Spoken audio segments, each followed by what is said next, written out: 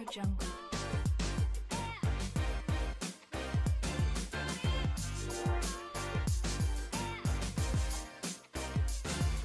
Audio Jungle.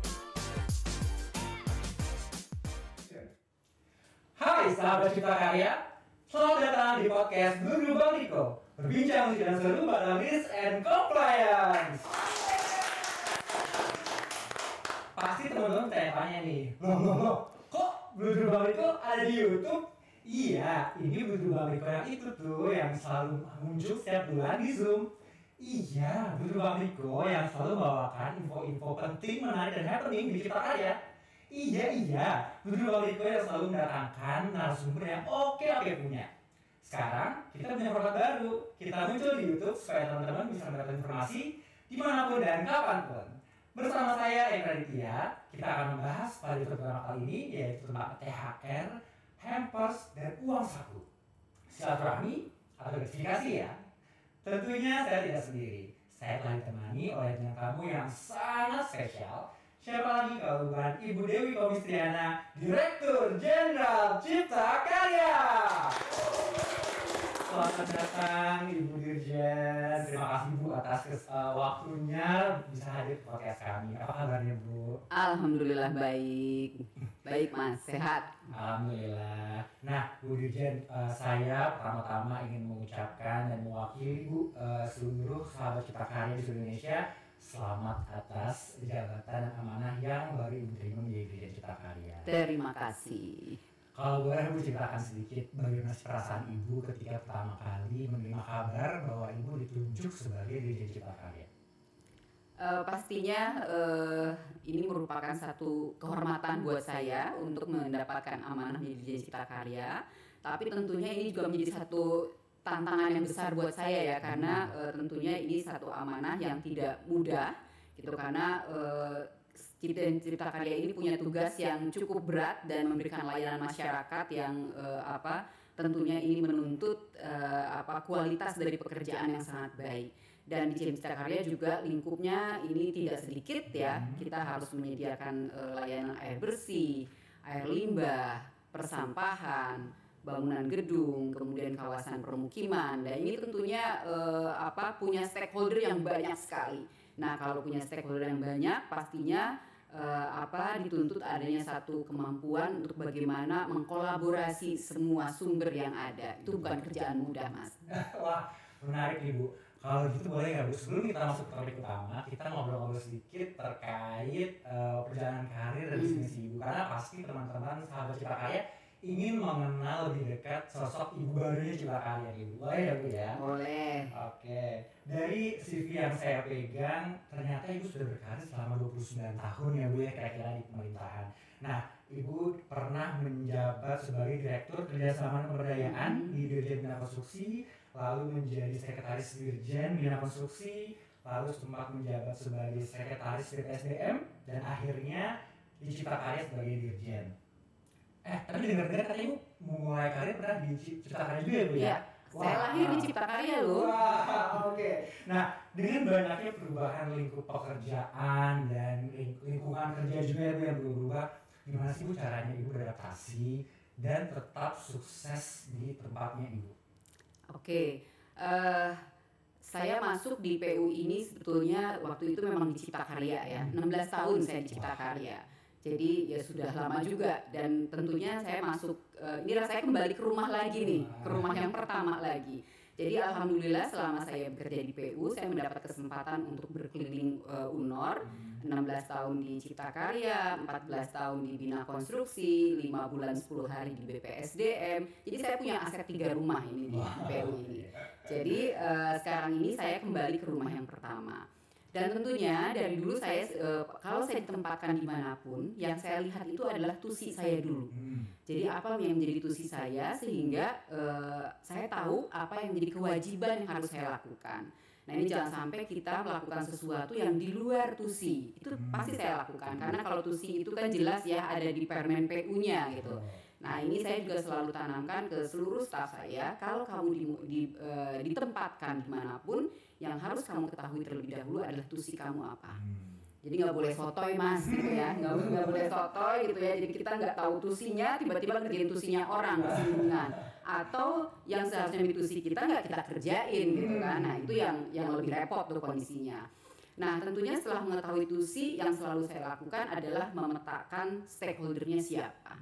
Karena stakeholder ini penting gitu, karena PU ini karakteristik pekerjaannya tidak bisa dihasilkan dengan hanya tugas oleh satu orang atau oleh satu unit kerja.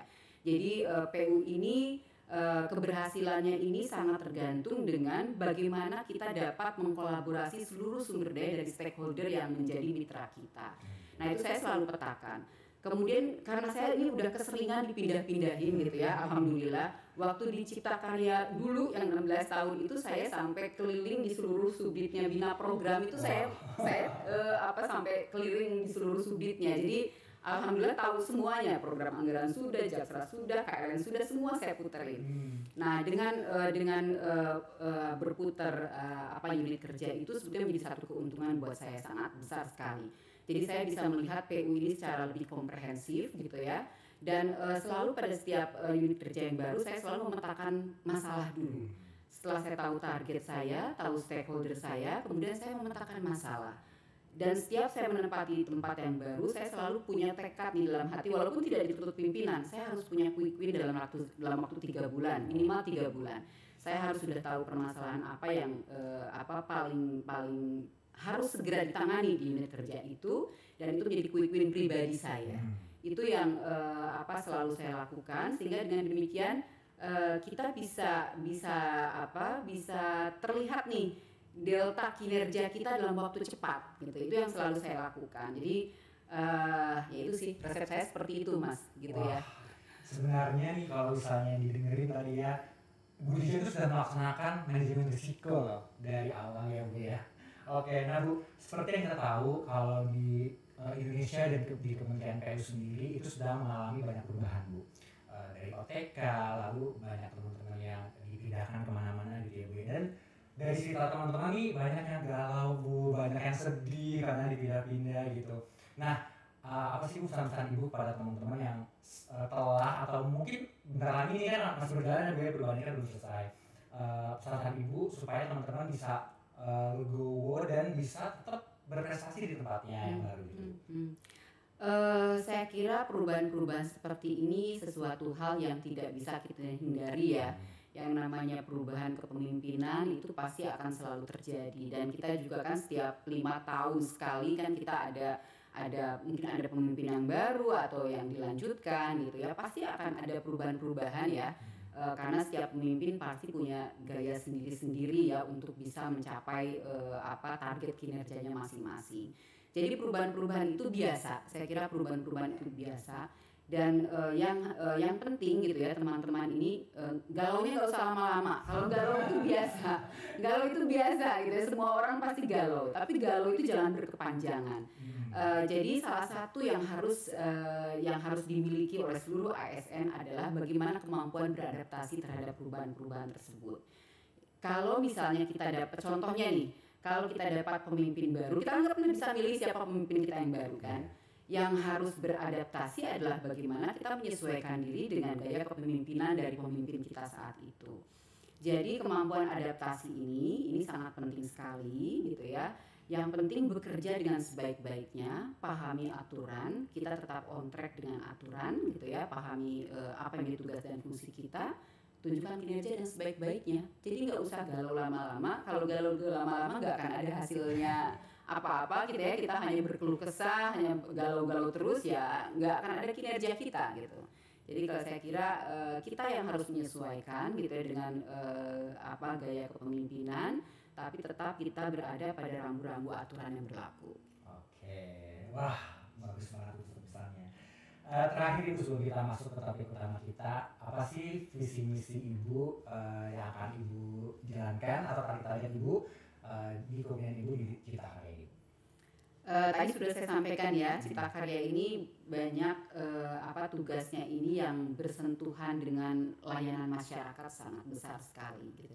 Dan saya melihat sekarang tantangan terbesar dari teman-teman Direktorat Jenderal Cipta Karya ini adalah bagaimana agar apa yang kita kerjakan sekarang, apa yang kita sudah bangun sekarang ini benar-benar berfungsi dan bermanfaat untuk masyarakat.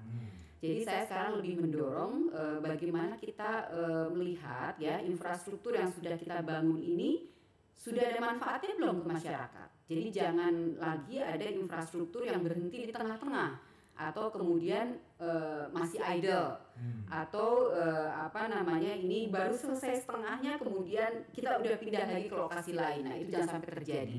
Jadi saya kira ini sekarang kita harus membuat satu skala prioritas. Kalau kita memang tujuannya adalah memberikan layanan masyarakat, maka semua insan cipta karya ini harus paham bahwa sebuah infrastruktur cipta karya itu berhasil kalau dia betul-betul sudah memberikan manfaat kepada masyarakat.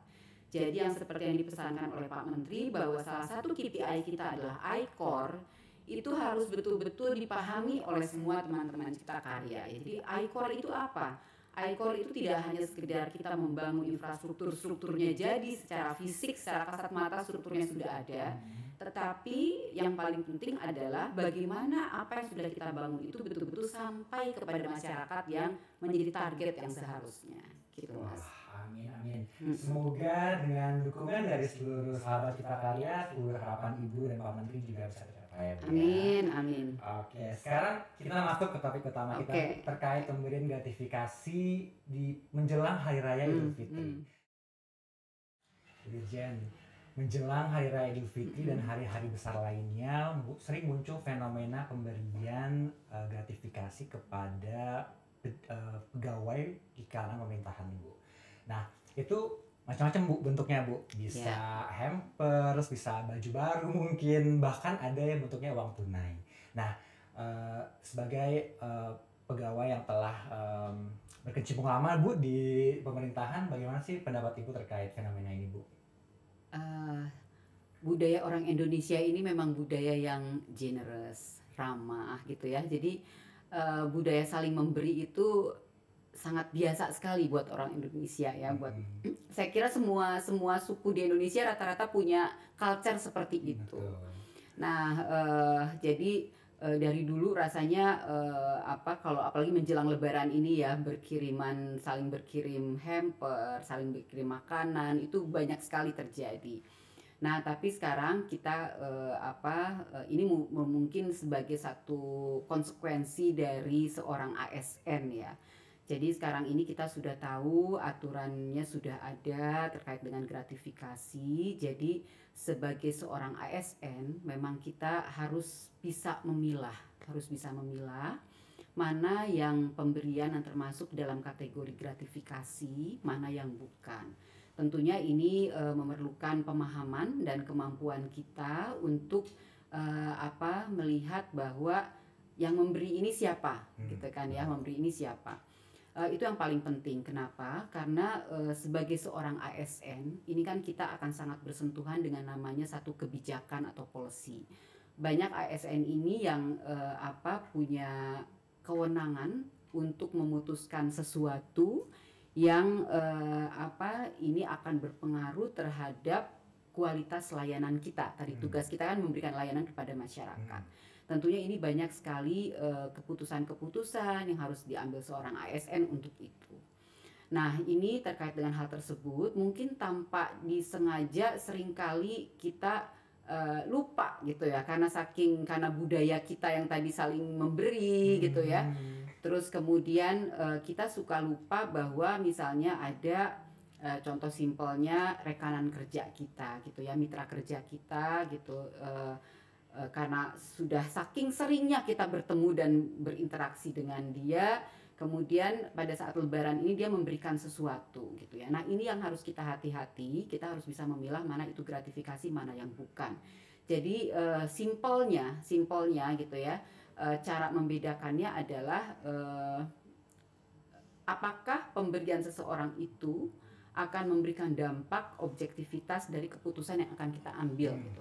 Atau apakah kita punya hubungan dengan seseorang itu yang sangat erat kaitannya dengan pekerjaan kita di kantor. Nah, kalau itu sangat erat hubungannya dan sudah diatur juga nilai-nilainya sebetulnya ya, kita bisa lihat di peraturan Menteri nomor 2 kalau tidak salah, peraturan menteri nomor 2, menteri PU nomor 2, itu sudah sangat jelas gitu ya, berapa besaran yang boleh diterima gitu ya, berapa batasan besaran yang sudah tidak boleh kita terima.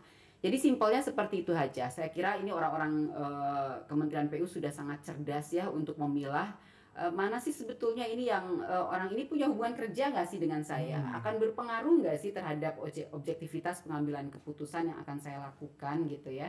Jadi itu memang kadang-kadang tidak terasa gitu ya. Mungkin ngasihnya tuh hanya sekedar kue gitu ya, atau hanya sekedar voucher kah gitu ya. Gitu nilainya juga tidak seberapa, tapi karena kita kemudian sering, jadi pada saat kita harus memutuskan sesuatu yang berhubungan dengan nasibnya dia, kita udah menjadi bias nih pengambilan keputusannya kan, karena kita sudah ada rasa empati gitu ya, ada rasa nggak enak atau ada rasa aduh ini sahabat saya gitu. Nah itu yang saya kira kita harus pintar memilah sebagai seorang ASN dan betul-betul paham sekarang ini bahwa gratifikasi itu merupakan sesuatu hal yang tidak boleh kita terima gitu ya sebagai seorang ASN. Itu Mas. Oke. Catat, tidak boleh diterima kalau dari rekanan kerja ya Bu ya. Oke. Nah sekarang gini Bu, kadang kita tadi kan kita sudah gak enak ya, kan kita kerja setiap hari gitu sama dia, ketemu, ngobrol, rapat. Bagaimana Bu cara menolaknya Bu, tapi tetap menjaga hubungan baik? Pasti setiap orang punya cara sendiri-sendiri ya gitu ya, tapi yang pasti kan kita masih dalam batas-batas kesopanan ya, ada etika yang harus kita jaga. Setiap orang pasti punya cara lah, dan bagaimana cara kita menolak, kan kita udah punya hubungan, sudah mengenal orang itu, pasti kita juga tahu cara menolaknya kan. Saya sudah paham misalnya saya dengan Mas Emir nih udah kenal lama, saya tahu nih Mas Emir itu seperti apa gitu kan. Saya tahu nih kalau Mas Emir orangnya halus banget deh, cara nolaknya gimana sih? Saya pasti punya cara gitu. Atau Mas Emir ini orangnya belak-belakan, gampang lah saya nolaknya gitu kan, bisa belak-belakan aja. Nah ini setiap orang pasti punya cara, dan kalau dia sudah tahu mitranya seperti apa, akan lebih mudah kan kita untuk menolaknya. Pasti menolak harus dengan etika, dengan sopan, itu harus kita lakukan. Yang pasti kita bisa memberikan sesuatu penghargaan atau sesuatu kalau perhatian itu dengan cara-cara yang lain gitu, nggak usah harus dalam bentuk barang yang akhirnya ini menjadi bentuk gratifikasi gitu. Oke, menarik. Nah Bu, ini kan tadi dari rekanan ya Bu ya, dari vendor atau dari penyedia jasa. Nah pernah terjadi juga yang memberikan itu atasan kita Bu, jadi sebagai bentuk apresiasi kita sudah bekerja keras selama setahun ini, lalu atasan memberikan penghargaannya berupa barang mewah atau uang tunai. Nah itu bagaimana nih Bu? Itu juga harus hati-hati tuh. Kadang-kadang kita merasa, pimpinannya sayang nih sama kita gitu ya. Itu ada batasannya juga. Jadi setiap kalau uang tunai kan sudah diatur hanya boleh maksimal 300.000 gitu kan. Dan itu dalam setahun nggak boleh lebih dari 1 juta. Tapi itu juga harus hati-hati. Sumbernya dari mana gitu. Kalau itu memang pimpinan memberikan secara ikhlas dari penghasilannya sendiri, itu nggak ada masalah gitu ya. Tapi kemudian kalau yang diberikan ini sumbernya dari APBN, itu salah besar gitu kan. Nah itu yang nggak boleh. Jadi kita juga harus tahu sumbernya dari mana gitu ya. Seorang pimpinan, kadang-kadang pimpinan juga mungkin masih harus diingatkan. Jadi intinya terkait dengan hal ini, saya kira kita tidak memandang apakah dia seorang pimpinan, apakah dia seorang staf. Saling mengingatkan untuk mewujudkan ekosistem